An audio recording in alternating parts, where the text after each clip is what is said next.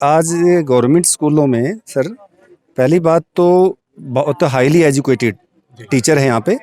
सभी टीचर एक प्रोसेस से होके आते हैं। वो हाईली क्वालिफाइड है और एक योग्यता रखी हुई है एचटेट स्कूलों में टीचर लगने के लिए। वो एग्ज़ाम पास करके आते हैं। सर एक्सीलेंट प्रोग्राम था। जैसा कि साइंस में होता है कि बच्चों को बहुत क्यूरियोसिटी भी रहती है, हाउ एंड वाई हर चीज़ को लेके, तो मॉडल से बच्चे लेके आए हैं। बहुत एंथुसिज्म के साथ उन्होंने उनको प्रेजेंट किया। ऑनलाइन कंपटीशंस भी हुए हैं। ठीक है, चाहे वो हमें उतना मज़ा नहीं आया जो ऑफलाइन में आता है इन पर्सन में, लेकिन ऑनलाइन में भी सारे कंपटीशंस चलते रहे हैं। पेंटिंग में भी डिफरेंट डिपार्टमेंट्स ने, डाइट ने और ये एनवायरमेंटल डिपार्टमेंट ने, सभी ने अपने कंपटीशंस करवाए हैं।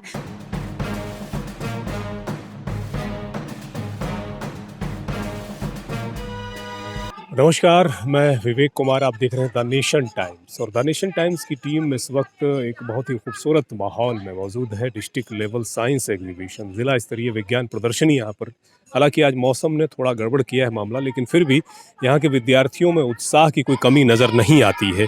मैम, आप अपना नाम बताएं। विनीता। कहाँ से आए हैं? मैं पटेल नगर GSSS पटेल नगर में पोस्टेड हूँ, लेक्चरर बायोलॉजी। जी।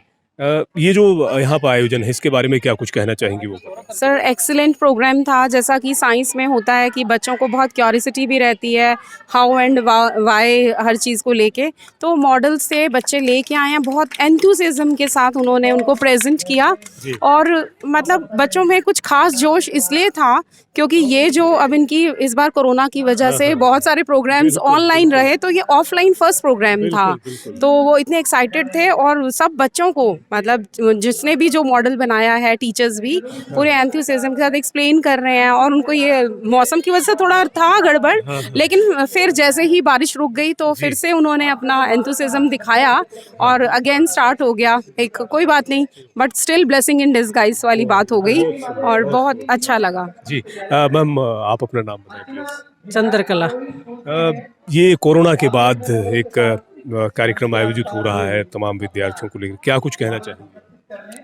इसमें ऐसा है, कोरोना के बाद ये पहला ही ऑफलाइन जो है मैनुअल एक कंपटीशन हुआ है, और इसमें साइंस मैथ के मॉडल्स ने बच्चों ने भाग लिया है। पेंटिंग है, पोस्टर मेकिंग है, और एक नई चीज़ इस बार आई है जो क्वेश्चन ट्री के नाम से था, जिसमें बच्चों ने 100 के करीब क्वेश्चन बनाए और एक ट्री के ऊपर लगाया उनको, और बच्चे उसमें से क्वेश्चन पूछ रहे थे और बच्चे ही उसका आंसर दे रहे थे। ये एक बहुत अच्छी नई चीज़ थी, और इसमें पार्टिसिपेंट्स लगभग 600 से ऊपर हमारे बच्चों ने भाग लिया है, और 300 साढ़े 300 टीचर्स ने भाग लिया है। कुल मिला के 900 साढ़े 900 बच्चे यहाँ पर उपस्थित हुए हैं जी। और बहुत बढ़िया खुशी के साथ ये मनाया गया है। बढ़ चढ़ कर भाग लिया बच्चों ने जी। और इसका रिजल्ट अभी बहुत जल्द हम इनको देने जा रहे हैं, और सभी बच्चों में उत्सुकता है इसकी कि रिजल्ट उनको मिलने जा रहा है। बड़ी थीम बेस्ड नाटक भी देखने को, स्किट देखने को मिल रहे हैं, उसके बारे में क्या कहेंगे? इसमें एकदम से बढ़ चढ़ कर जो है नाटक बना के का आयोजन किया है बच्चों ने। कोरोना पर है, सफाई पर है, मोबाइल के यूज़ पर है, इस तरह के बहुत सारे नाटक भी, लगभग 22 नाटक जो है हमारे पास उपस्थिति आई है 9 ब्लॉक से कुल से। बहुत सुंदर, बहुत खूब। आप सर अपना? सर, मैं असिस्टेंट प्रोजेक्ट कोऑर्डिनेटर समग्र शिक्षा हिसार से सुरेंद्र कैरो बोल। जी सुरेंद्र जी, इतने दिनों के बाद एक आयोजन हो रहा है, पहली बात तो कैसा महसूस कर रहे हैं आप कोरोना के बाद? जी सर, सबसे पहली बात ये है कि बच्चे जो है ना ऑनलाइन से बहुत तंग आ चुके थे, और ये टाइम जो है ना ऑफलाइन का उन्होंने मिला है। और इसमें मैंने इतना उत्साह देखा है बच्चों में कि हमारे जो 500 का टारगेट दिया हुआ था भाई पार्टिसिपेशन, लेकिन यहाँ 1000 के करीब जो हमारे बच्चों का और टीचर्स का हो चुका है, यानी कि डबल। यानी कि बीओज की मीटिंग लेने के बावजूद भी हमने ये कहा था कि लिमिट हमारा 500 का है, लेकिन यहाँ फिर भी बच्चे जो है ना, क्योंकि बच्चों के अंदर ऑनलाइन से मतलब उब चुके थे और ऑफलाइन देखना चाहते थे, और उसमें इतना उत्साह हुआ कि बच्चों ने, मतलब मैं ये सोच नहीं सकता था कि इस तरह हो जाएगा। दूसरा जो स्किट है, हमारे पास 4 प्रकार की मतलब एक्टिविटी थी। जैसे हमारा मॉडल्स मेकिंग था जो कि वर्किंग मॉडल्स में था, उसके बाद हमारा स्किट में ड्रामा था, ड्रामा का है, एक हमारा पेंटिंग और पोस्टर मेकिंग का था, दूसरा हमारा एक टीचर्स द्वारा TLM बनाया जाता था वो, और दूसरा एक वृक्ष का था, ये ट्री का जो है ना। तो उसमें जो है ना हर जगह, हर प्रकार से मतलब जिन्होंने परफॉर्मेंस दी है वो एकदम उम्दा कह सकते हैं हम। हर बच्चे ने मतलब हमारे को जो जजेज हैं उनने यानी कि उसमें फर्स्ट सेकंड थर्ड निकालने में भी बड़ी दिक्कत आई होगी। बिल्कुल बिल्कुल, बहुत शुक्रिया आपका। मैम आपका नाम? अंजू बाला। अंजू जी कहाँ से हैं आप? हाँ, मैं प्रिंसिपल GG SSS बालसमंद से। बालसमंद से। हाँ जी। मैम मैं ये जानना चाहूँगा कि गवर्नमेंट स्कूल के तमाम बच्चे यहाँ पर पार्टिसिपेट करते हुए नजर आए, उनमें एक अलग तरह का उत्साह देखने को मिला। मौजूदा समय में क्या स्थिति देखती हैं गवर्नमेंट स्कूलों में? क्या पेरेंट्स का एक रुझान बढ़ा है इस तरफ? बिल्कुल बढ़ा है जी।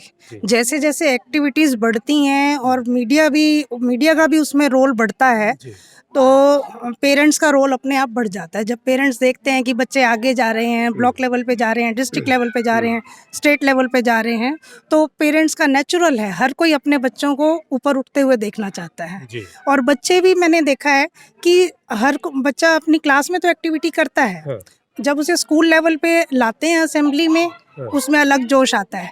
उसके बाद और ऊपर लाते हैं तो उसका जोश बढ़ जाता है, एक्सपोजर बढ़ता है, तो उससे उनको अचीव करने का मौका मिलता है। जी बहुत शुक्रिया आपका। मैम आप अपना नाम बताएं। हाँ, मेरा नाम मंजू मित्रा है। जी। मैं प्रिंसिपल भाटला हूँ, GSSS भाटला। हाँ। और इस बार जो एक अलग अनुभव हुआ वो कि साइंस में संस्कृति को मिलाया गया, क्या बात। कि स्किट में और वो साइंस और संस्कृति को, और उसके साथ पेंटिंग, और सबसे बढ़िया जो नॉलेज कॉर्नर जो बनाया गया वो बहुत ही बढ़िया। और संस्कृति के साथ साथ स्किट में बच्चों ने इतना अच्छा प्रदर्शन किया, और बच्चे ये मतलब पहली बार उनको यूँ लगा कि हम साइंस के मेले में संस्कृति दिखा रहे हैं। कोरोना का जो दौर था उस दौर में कैसे बच्चों को जोड़ने का प्रयास किया गया, कैसे उन्हें क्योंकि बच्चे घर पे थे, ऑनलाइन की क्या कोई व्यवस्था गवर्नमेंट स्कूलों में भी थी? बिल्कुल सही रही जी। ऑनलाइन कंपटीशंस भी हुए हैं, ठीक है, चाहे वो हमें उतना मज़ा नहीं आया जो ऑफलाइन में आता है इन पर्सन में, लेकिन ऑनलाइन में भी सारे कंपटीशंस चलते रहे हैं। पेंटिंग में भी डिफरेंट डिपार्टमेंट्स ने, डाइट ने और ये एनवायरमेंटल डिपार्टमेंट ने, सभी ने अपने कंपटीशंस करवाए हैं, और बच्चों ने उत्साह भी दिखाया, घर बैठे पेंटिंग्स भी भेजी हैं, ऑनलाइन वीडियोस भी भेजी हैं, तो वो भी बहुत अच्छा उनका एक्सपीरियंस रहा। अलग ही हमने भी सीखा बहुत कुछ ऑनलाइन में, हमने भी बहुत कुछ सीखा है, तो ये अलग ही एक्सपीरियंस रहा। कोरोना का जो दौर रहा उस दौर में किस प्रकार से बच्चों को जोड़ने का प्रयास किया गया, कैसे बच्चों ने जो है आप लोगों के साथ जुड़कर? और कोरोना का जो दौर था एक बहुत ही डिफ़िकल्ट दौर था, लेकिन उस दौर के माध्यम से, उस दौर के अंदर भी हमारा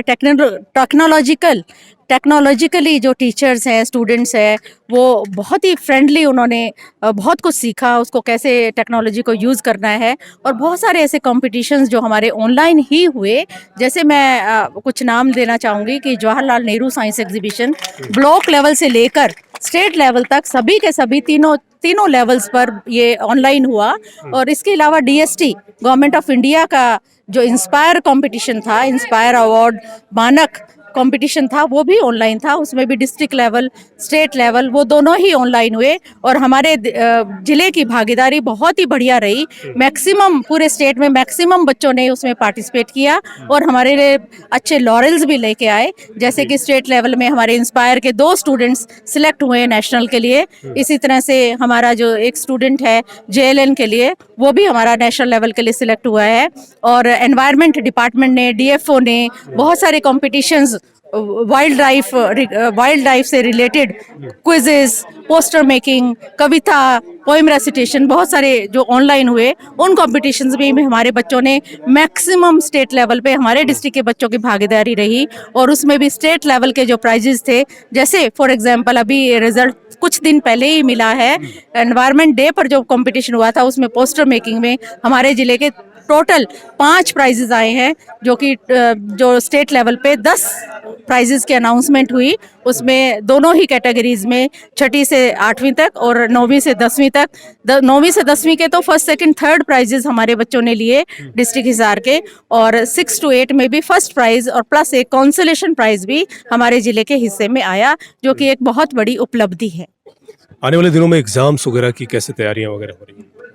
एग्ज़ाम्स अभी कुछ समय के लिए हमारे ज़िले के अंदर बच्चों के अभी तो स्कूल काफ़ी दिनों से लग रहे हैं और फर्स्ट क्लास ऑनवर्ड सभी बच्चे, जैसे कि कोरोना समय में सभी बंद थे जैसे बच्चे, और गवर्नमेंट स्कूल्स में बहुत ज़्यादा अच्छी बच्चों की प्रेजेंस है स्कूल्स में। बच्चे जैसे खुद ही आना चाहते थे, बड़े उतावले थे, पेरेंट्स भी और बच्चे भी। तो हमें तो अभी ठीक लगता है और हमारे टीचर्स अभी व्यस्त हैं उनको अभी रिवाइज कराने में, जो भी उन्होंने ऑनलाइन पढ़ाया उसको फिर से रिवाइज कराने में, और सैट के एग्ज़ाम्स हो रहे हैं ताकि उनको डर ना लगे एग्ज़ाम्स का, और फाइनल एग्ज़ाम्स जब भी होंगे तो बच्चे अपीयर होंगे।